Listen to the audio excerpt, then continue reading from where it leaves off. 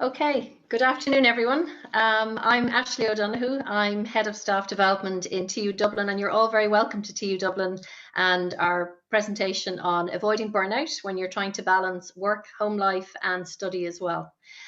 So I suppose one thing I'm going to do is share a presentation with you. I'm going to take you through really what is burnout, what does it look like, what causes it, and how can we avoid it.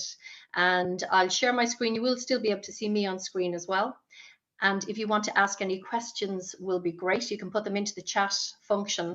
And for those of you who aren't familiar with Zoom, the chat function, if you run your mouse across your screen, you'll see the little speech bubble. You can click on that. You can ask any question and we'll be able to pick it up and answer it for you. Okay, so we have half an hour, so I'm going to get started. I'll share my screen with you.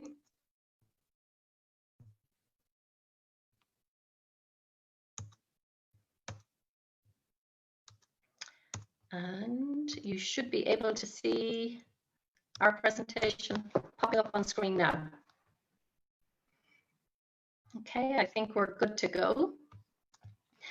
Okay, as I mentioned, we're going to talk about, I suppose, three things. We're going to look at what is burnout, what does it look like, how do I know if I'm approaching burnout or I'm already there, and how can I avoid it? Really, really important.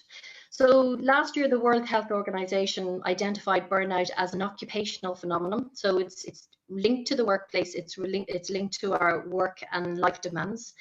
And it's resulting from chronic workplace stress that just hasn't been successfully managed. So hold on to that thought there, workplace stress that hasn't been successfully managed, because one of my key points today is how do we avoid burnout? Who's responsible? So we're all responsible ourselves. There's lots we can do ourselves. There's lots our managers can do who are managing us, setting the tone and culture within our teams. And there's also an awful lot that the organization can do to proactively manage and sponsor and support workplace well-being. So burnout, it's an occupational phenomenon. It's resulting from chronic workplace stress, and it's characterized by three dimensions. So how would I know if I'm burnt out? Low energy, exhaustion. I want to disengage from my work, and that's actually a natural instinct and a progression. When we really reach the end of the line and we're burnt out, we actually withdraw to protect ourselves and try and recover. So we become cynical and we disengage from the workplace and whatever activities we're engaged in, even home life, family, exercise. We're just trying to protect ourselves and recover. And there's also a reduced self-belief, because if I'm believing that I'm burnt out, I've no more fuel in the tank, well, then you start to question and worry and be concerned about your professional competence and your personal competence. So burnout, it's a state of exhaustion. It's a state of mental exhaustion. So cognitively, when I'm burnt out, I can't think properly, I can't focus, I have memory loss. It's an emotional state where I'm feeling feelings of sadness, I'm gloomy. It's a physical state. I'm feeling tired, I'm feeling exhausted. So it affects us mentally, cognitively, physically, emotionally. So it has a huge impact. I'm sharing a model here with you, which is really, really good, because it looks at when we're in the workplace, what different states are we in? So in terms of the ideal state, you know, as you can see on this particular model of either we can be in a state of well-being or we can be in a state of ill-being. Obviously, individuals and organizations want to be in a state of well-being. And there's four states of well-being or ill-being that we can be in at any one time when we're at work. We can be in a state of satisfaction, for example. And each state brings with it a level of energy and certain emotions. So when I'm satisfied with my work, I've low activation, so I've low energy, I'm content, I'm relaxed, I'm tipping along, I'm quite calm, and I have pleasant emotions. And that's a good state to be in, but a better state to be in is engagement. Engagement is a really heightened state of I'm really in the flow, I'm working to my best, I'm reaching my potential, I'm feeling really fulfilled with my work and my home life, my study, whatever demands I have on myself, I'm balancing them all, and I'm really working to the best of my potential. So in terms of my emotions, I'm feeling pleasant, they're positive, I'm feeling excited, enthusiastic, energized, and in terms of my energy, it's high activation. But when we move over into workaholism and we start to slip through that continuum of well-being, When I'm a workaholic, you would think many organizations would say, I'd love to have a team of workaholics. Not really, because when you look at the type of emotions that we're experiencing when we're in a state of workaholism, when we are a workaholic, we're agitated, we're hostile, we're irritated, we're tense, we're angry. These are not the type of emotions and behaviors that you want to see in your team. They're not good for collaboration. They're not good for innovation. So the big difference you can see when I'm in a state of engagement and when I'm in a state of workaholism, both states are high energy, but the key difference between both of them are the level of enjoyment, the emotions that I'm experiencing. So when I'm engaged in my work, I'm feeling happy. When I'm in a state of workaholism, I'm not happy. I'm going through the motions and I'm being driven by, an internal drive to keep going, working excessively, working compulsively. This is not good because it leads into the state that we're particularly interested in, which is burnout. And when you're in a state of burnout, really you've come to the end of the line in terms of your well-being. You've tipped over into a state of ill-being. Your energy is gone. Your mood, your emotions in the workplace are negative. They're sad. You're feeling dejected. You're feeling tired. You just can't recover. So this is a good model for us to understand, particularly in relation to when I say we all have a part to play in managing our well-being and in managing burnout and preventing and avoiding burnout. It's really good for me to be able to say and to be aware and understand, well, what state am I in today? In terms of my levels of energy, my emotions, how am I feeling today? And it's good to check in with ourselves. And get into the habit of doing that, we start to see the behaviors if we are slipping over into ill-being. Okay, so different signs of burnout. The real definite sign of burnout is you're just saturated in terms of the demands that are hitting you in work, personal life, and you can't find any recovery. So you're waking up in the morning exhausted after an interrupted night of sleep, maybe tossing around, thinking about work, thinking about the different demands that you have on your time. And as I mentioned, if you are waking up in the morning exhausted after an interrupted night of sleep, well, then maybe you are at risk of burnout. And if the answer is yes, well, you feel you don't get enough physical, emotional, or mental recovery time before you head back to your work, you could be heading for a state of burnout or maybe already there. So different signs of burnout. How do we know whether they're in a state of burnout? Sleepless nights is a real key one. The first things that are usually impacted are our sleep. We're unable to switch off, forget about work, and this is where we can't get any recovery time. We have health issues, low energy, constantly tired, and there's lots of research around the importance of sleep in relation to health, healthy heart, healthy mind, healthy body. Negative emotions, sadness, reduced self-belief, reduced belief in my professional competence, a sign of burnout. Loss of memory, loss of concentration, another sign. And as I mentioned at the start, the way we protect ourselves, we withdraw, we disengage from work when we're burnt out. So burnout, really important from an individual perspective in terms of my mental, physical, cognitive health, but it's also a key issue globally. So the World Health Organization have identified 1,615 million sufferers from depression and anxiety. And according to the study, this costs global workforce an estimated 1 trillion in lost productivity each year. So when you think of it, if we're looking at some of these factors, sleepless nights, unable to switch off from work, no recovery, low energy, low concentration, negative emotions, disengaging from work, health issues. Often the outcome of these things are absenteeism and poor performance in the workplace. So it's an important issue individually for us in terms of our well-being. It's an important issue globally in terms of productivity. So what causes burnout? And I'm sure you could all identify different factors that cause stress, because if the World Health Organization are saying that burnout is an occupational phenomenon, it's resulting from chronic workplace stress. Well, what's causing our stress? When we think of any given day, we're bombarded with emails, deadlines, interactions with people, phone calls, mobile devices where there's no switch off at all.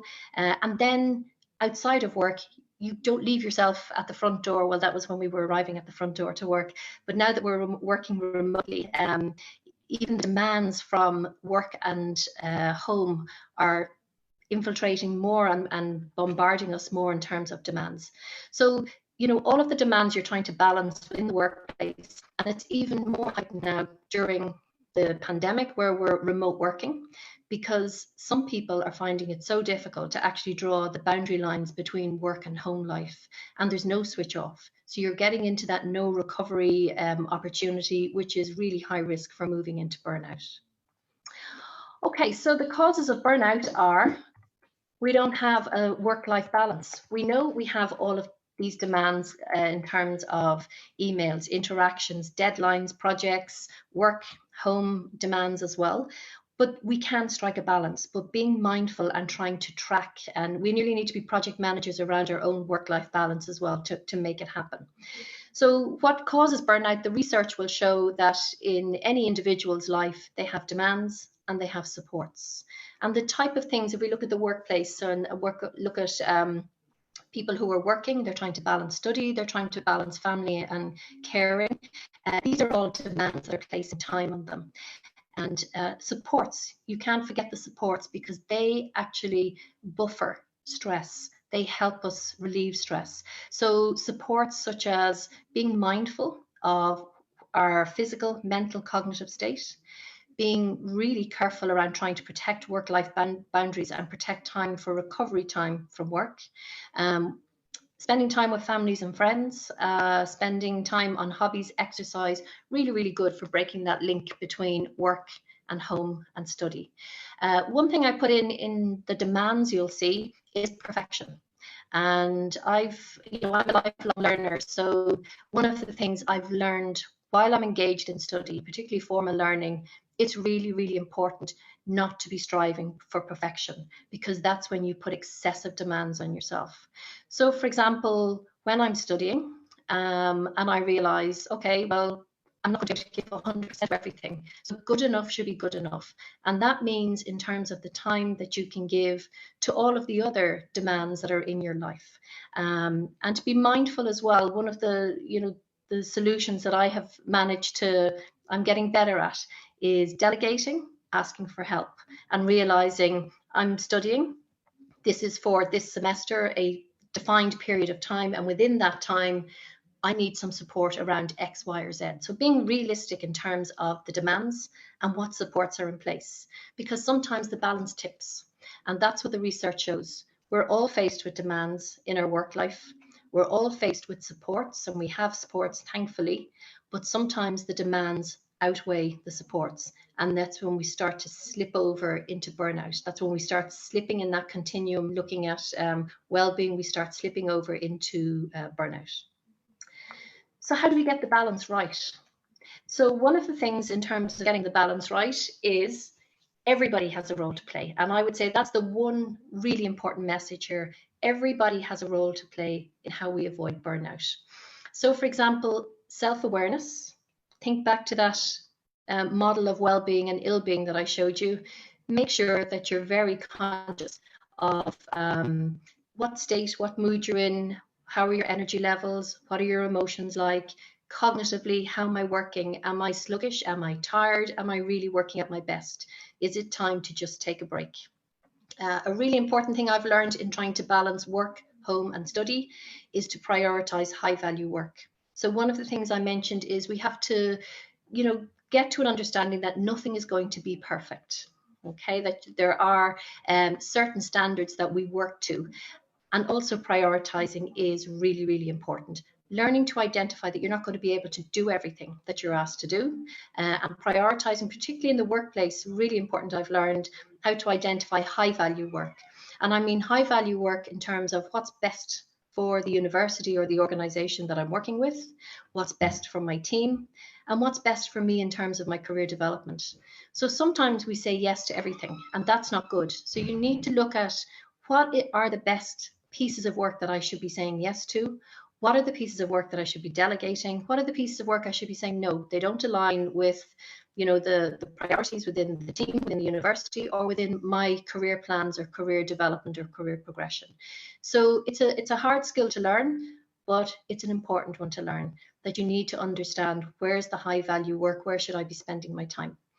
And really important, delegate, ask for help, use supports. Very, very important, because one of the things we talk about are, the responsibility of the organization to help staff members to avoid burnout. And there are plenty of organizations have different supports. So, for example, you have great wellbeing programs, you have great employee assistance programs, making the time when you're feeling stressed, or making the time to be proactive to avoid burnout, to avoid stress, and actually engaging with some of these programs. So we've a lot to do ourselves in terms of managing ourselves and buffering ourselves against stress and making space and time for recovery so we can avoid burnout. Managers have a huge role to play in the organization. So one of the big changes, I suppose, in relation to defining burnout in the last year or so was the intervention of the World Health Organization and identifying burnout as an occupational phenomenon and putting the onus back to the organization that you need to support your employees so that they can avoid burnout. My own research is in the area of leadership and how leaders influence employee emotions in the workplace. Hugely important. And I often think we tend to forget, if we're managers, the impact that we can have on other people's lives, the impact day to day, the emotions that we trigger with every single interaction, right through to the work that we're allotting and assigning, and even how we manage ourselves and our own planning. How does that cascade or trickle down to my team in terms of the work demands and the pressures and the supports I'm putting on them? So managers need to be very mindful of the demands that their employees are under, what supports are available. They need to role model good work-life balance. So, for example, I've heard great stories about CEOs in different organizations encouraging staff not to work late, themselves getting up and leaving, or doing a day working from home and showing that they are trying to manage their own work-life balance. The opposite side of that, I've seen stories and heard stories of people leaving their coat over their chair, the light on, to show that they're permanently on their game. Or another colleague that I worked with previously used to send emails at 11:30 at night, just to show that they were on their game and they were totally committed to the organization. And I used to go crazy and say to them, you're perpetuating a culture of long working hours, because if you send out an email to somebody at 11:30 and you're holding a senior position within the organization, then people expect that they probably should be replying. And now you're creating a culture of working excessively, no recovery time from work. So managers hold a huge amount of power in terms of setting the tone and the culture around work-life balance, around avoiding stress, around providing supports, and the leadership style is key. And as I mentioned, organizations have a huge role to play, because organizations need to proactively manage employee well-being. They need to put in place well-being programs to help with mental, physical and cognitive well-being. And I suppose making time is really, really key as well, that employees feel they have the time to be able to engage with these programs. And lastly, observing the Working Time Act. It's illegal for, to be working 70 hours a week. We have a Working Time Act in Ireland, and it protects core working hours. And this really should be leaned on by managers as well when they're trying to protect communications around core working hours.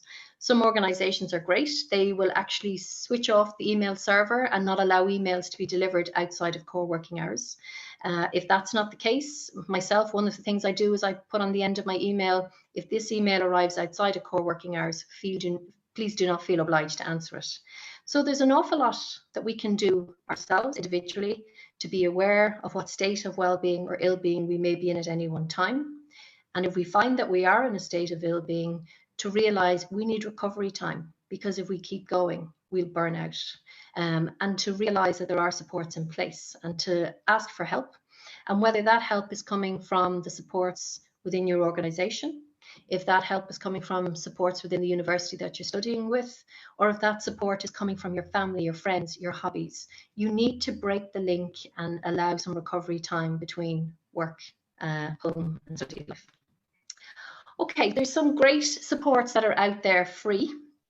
And I've listed some of them, and I'm sure that you'll have access to these presentations as well. So there's the 3 top ones that I've picked that are really, really good are stress control. There's free online classes currently with the HSE. They're running a number of modules on how to manage and control stress. And I think these courses also take into account the current work environment that we're working in, that we're working remotely. It's very, very difficult when your laptop is there while you're trying to watch TV and you're thinking, what's arriving in on the email? It's very difficult to break that link between work and home life, or not going constantly from one meeting to another and thinking that I need to be permanently on, because particularly during lockdown, where else would you be? But we're human, we do need recovery time. So the free online HSE stress control modules are great. They seem to be running them as a number of group sessions. The most recent one just started, I think, on the 8th of June. Check out the website. They're running them because there's such a huge demand for them nationally. Yourmentalhealth.ie has great resources around minding your mental health, mindfulness, being able to make some time to relax. And then the best podcasts from RT Wellbeing, they have a compilation of all of the best podcasts that they've identified through some of their own podcasts, through some TED Talks as well. So there's a huge number of resources available. Making time to use the resources is key, because you know the expression, you can bring a horse to water but you can't make him drink. That we need to make time to actually use these resources when we're mindful of where we're sitting on the well-being continuum, and if we're slipping into workaholism or burnout. And I'm going to check in then with Linda to see, do we have any questions from the group? Hi, Ashley. So again, you're obviously explaining very well, because we don't have any questions in at the moment, but okay. It is a fantastic resource that that we have some of your top tips there at the end with the free resources that are available to people. This will be streaming live on Facebook as well. So there are lots of people watching it from lots of different backgrounds, and I'm sure they've been able to get some very valuable advice. I know certainly myself, I'll be looking at some of those free tools, to help me. But thank you very much, Ashley. That was very insightful. And no problem. And Linda, will we be sharing the presentation so people can access the resources? We will of course. So this presentation is on it is on Facebook Live, but we will be downloading it and we will be publishing it to our page. So it will be tudublin.ie/virtual-PG. It will be available there, but it will be across all of our social media channels. So so people can look at that, and they can ask us if they want to have detail of that particular slide, Ashley, that you would like, and we will distribute material to everybody who has signed up to the event. Great. Okay, so thank you, everybody. And as I say, mind yourself and remember to switch off on the recovery time. Okay, thanks, Ashley. Bye-bye.